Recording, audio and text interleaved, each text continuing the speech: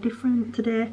I'm filming in my living room purely because the boys are eating their dinner in the playroom, so I thought that I would just quickly try and jump on them. Just do a quick update, so I'll just get right to it. So today was my 20-week scan. I'm currently 19 weeks and 4 days. Everything went well, everything seemed to be looking good. She checked his basically all the organs, the stomach, the liver, the bladder, spine, face, head, brain, heart. Yes, it all went well, apart from that he was the wrong way around. So normally when you're looking at a scan, all my scans anyway, the baby has been laid like this, so like just like what you'd expect a baby to be laid for, like. But he was upside down, so his head was like down here and his back was arched that way. So that were a bit difficult. She was trying to get the measurements, couldn't quite get the right measurements, so I had to go and have some chocolate, which was fine, and a chocolate brownie, and had a little walk around. Went back, it's still not moved. She did manage to get the measurements that she needed, and all is looking well with the baby. I have got a picture. The price has actually gone up on buying pictures since I had the boys, but this is the photo of little baby, and yeah, that's the best that we could get. Best picture. That's the other one at the top, but it's not very clear, not as clear as this one. So yeah, there's baby. After that I had my consultant appointment, which was to discuss the haematomas, which have now gone. Yay! No haematomas, so hopefully no more bleeding, and they have absorbed back down. The consultant was happy to just keep me on community midwife care, so I have open access to my consultant if I need him. So for example, if I get the obstetric cholestasis again, I can just go straight back to him. I don't have to wait for it to be referred and things like that. Everything else in terms of baby and me was fine. The obstetric cholestasis, I just have to look out for itching, which of course I already know that. She did say to me, if you feel any kind of itching, whether it be just on your hand or just on your foot or just on your arm, make sure that you ring the same day. Just a second. Oh, it's okay. I thought they were watching. If you are itching, make sure that you ring. Don't leave it at all, which I wouldn't now.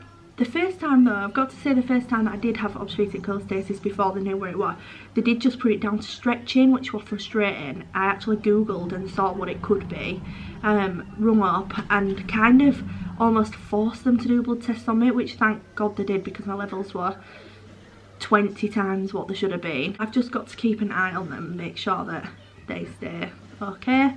Another thing that has been concerning me and my doctor is basically I have been almost nearly passing out, fainting. I don't know if I mentioned this on my last video, but I just keep, all of a sudden, if I'm stood up for maybe longer than an hour, so when I'm at work, I'm a makeup artist, so sometimes when it's weddings I can be stood up for 5 hours. So when I'm at work, occasionally I would be stood for an hour, all of a sudden my eyes would just kind of black out and my arms would ache, I couldn't lift my arms up, and my ear, like my hearing would go, so I'd have to sit down, kind of collect myself together. Twice, on 2 occasions, my legs have actually gone, and like a lady's actually had to grab me, but I have been awake the whole time. The doctor has done lots of blood tests and ECG, as I was experiencing like shortness of breath. Yeah.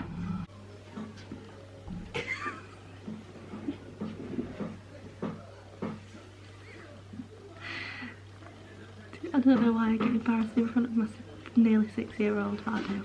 So I was getting shortness of breath and palpitations, not all at the same time, but these were all kind of the factors that I've been getting. All my tests came back fine. My blood pressure was slightly low, which they say they do expect between 16 and 22 weeks.